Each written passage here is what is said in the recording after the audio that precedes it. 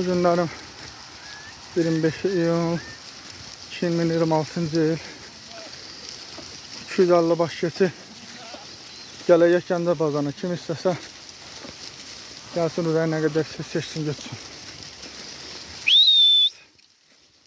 Səpişlər arada qapıdadır. Buradakiler hamısı ana keçir.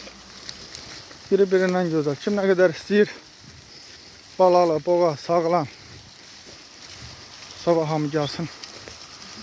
Kimə nə qədər ehtiyaclı görsün. Super divarlarım var. Şurada hələt divarım var. Hasab boynuz divarlarım var. Çoxdur. Sabah ayın 26'sı iyul ayı inşallah Gəncə bazarında olacaq.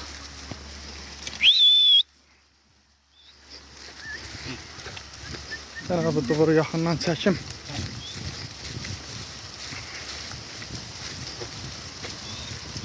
Super bir duvardı da yani.